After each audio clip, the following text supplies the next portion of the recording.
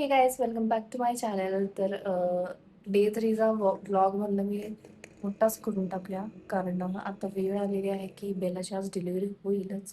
कारण तिची पूर्ण हरकत आहे तशीच आहे. ती तिच्या पोटाला म्हणजे प्रेस करते तिची ती. आणि मला असं वाटतं की आज ती होऊनच जाईल. आणि हे फर्स्ट टाईम नाही आहे तिचं. तिनं ह्याच्या अगोदर हे जे मांजर आहे, हां, चिकू, हे पण तिचंच बेबी आहे. त्यावेळीसुद्धा ती माझ्यासोबत होती, त्याच्या अगोदरसुद्धा ती माझ्यासोबतच होती. आणि तिला झाल्यात आत्तापर्यंत 6 बेबीज तरी झालेत तिला. त्या प्रत्येक वेळी ती माझ्याकडेच येते बेबी डिलिव्हरी करायला.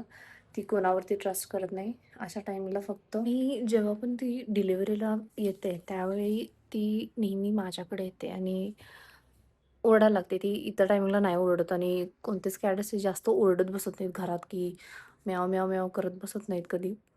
ज्यावेळी तिची डिलिव्हरीचा टाईम येईल त्यावेळेस ती ओरडते, जवळ येते, पायात बसते किंवा मांडीवरती येऊन बसते ती. तर आता वेळ आलेली आहे तिची डिलिव्हरीची आणि आता ती आहे इथे. आता ती परत माझ्या मागे येऊन बसली इथं. You can see. तर इथे सोफ्यावरती येऊन बसली आहे ती. ॲक्च्युली मी काय केलं तिच्यासाठी, इथे असे पेपर्स घालून ठेवलेत, कारण ज्यावेळी बेबी डिलिव्हरी होतं त्यावेळी ब्लड वगैरे पडतं. सो आत्ता सध्या तरी हिला इथं बसू देत, नंतर मी तिला शिफ्ट करेन तिकडे. नॉर्मली तिचं अशी कंडिशन असते आणि तिला हात जरी लावला तरी ती मला काही करत नाही. जर तुमची कॅट ॲग्रेसिव्ह असेल तर प्लीज तिला हात लावू नका, कारण त्यावेळी जर तिने मारलं तुम्हाला तर कारण प्रत्येक कॅटचं नेचर वेगळं वेगळं असतं पूर्णपणे. आता ही इतर टाईमला ॲग्रेसिव्ह असते, कधी हात लावून देत नाही, पण ह्या टाईमला ती काही करत नाही, कोणालाच काही करत नाही. ती खूप शांत असते ती. ही आहे जिनी, तिची मम्मा. हिला खूप काळजी आहे तिची. म्हणजे तिला दुसऱ्या कॅटला आमची कोको किंवा शेरा किंवा चिकूने जर मारलं का नाही, तर ही ऐकत नाही. ही जाऊन त्यांना मारते. No baby.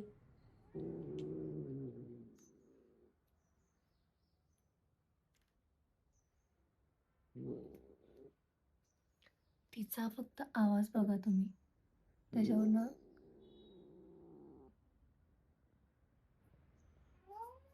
चला वरती बसायचं.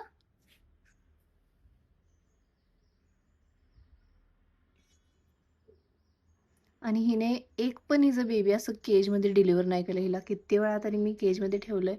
तर मी एवढं हिला हात लावलं आहे. अशा टाईमला मोस्टली कॅट्स ॲग्रेसिव्ह असतात, पण ही काही करत नाही मला. ही इतर टायमिंगला ॲग्रेसिव्ह असते. इतर टायमिंगला एवढं मारते ही. पूर्ण हातावरती हिच्याच नखांचे मार्क्स आहेत आम्हाला. इतर टायमिंगला कधीच काहीही करत नाही. अशा टायमिंगला ना कधीच कॅट काही खात नाही, काही पित नाही. थोडं ट्राय करा की त्यांना पाणी द्या किंवा थोडंसं त्यांचं पेडिग्री वगैरे त्यांना खायला ना. लुक ॲट हर. अशी.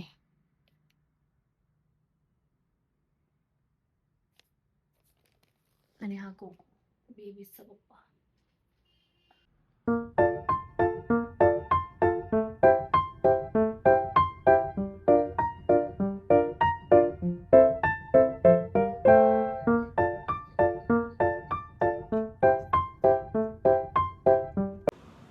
बेबी झालेला आहे guys, and it's a boy. Means male cat झालं आहे आणि एकच झालं आहे बेबी.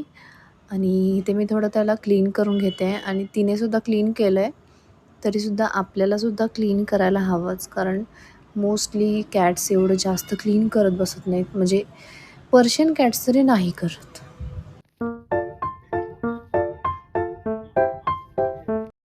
ओके, तर आता बेबीला पूर्णपणे क्लीन करून झालं आहे आणि आता बेबीला फीड करवायचं आहे. ती करते फीड, पण बेबी आत्ताच जन्मला आहे त्यामुळे त्याला सरळ म्हणजे दूध पिता येत नाही. त्यामुळे आपणच हेल्प केली पाहिजे त्याला दूध पिण्यासाठी.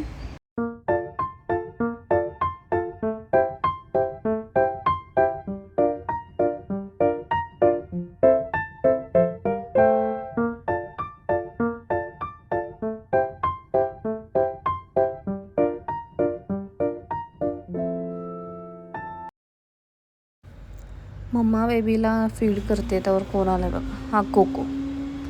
कोकोला म्हणजे सतत बघायचं असतं की काय कोण आहे, छोटंसं हे काय आहे ते. पण तो कधीच कोणत्याच बेबीला कधीच काही त्यानं केलेलं नाही आहे आजपर्यंत.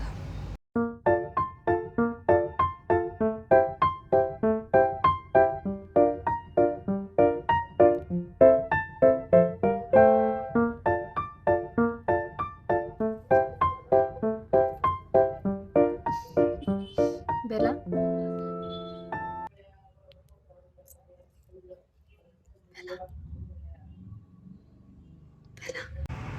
आत्ता तिला केजमध्ये ठेवलं आणि ती बघा, मी एका हातात बेबीला पकडलं आणि ती त्याच हातावरती माझ्या झोपली. तिला असंच आवडतं, कधी पण जेव्हा पण मी तिला बेबी फीड करत असले ना, ती माझ्या हातावरती येऊन झोपते. सकाळी उठली की माझ्याजवळ येणार आणि झोपणार. आणि बेबी बघा कसं दूध पित आहे. आणि ही आलेली आहे त्याची मम्मा, म्हणजे बेलाची मम्मा.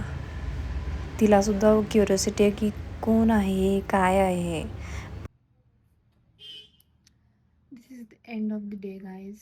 ही बेला आणि तिचं बेबी इथं आहे. आणि बरोबर माझ्या बेडच्या साईडला तिचं केज हे ठेवलं आहे मी.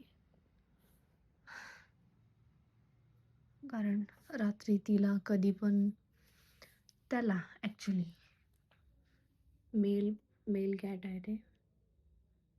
कधी पण फीड करायला लागलं तर तिला नाही जमलं तर तिला हेल्प करायला लागते थोडीशी. I hope you guys enjoyed this vlog. आणि आता झोपायची वेळ झाली आहे. बेला पण झोपली आहे तिच्या बेबीला घेऊन. आणि कसा वाटला हा व्लॉग तुम्हाला नक्की कमेंटमध्ये सांगा. आणि तिचे पुढचे पण पार्ट्स येतील. ती बेबीला काय फीड करते, म्हणजे आय मीन कसं फीड करते, कसं नाही, आणि काय केलं पाहिजे, काय केअर घेतली पाहिजे, मी नक्की सांगेनच पुढच्या ब्लॉग्समध्ये. तर बाय, टेक केअर.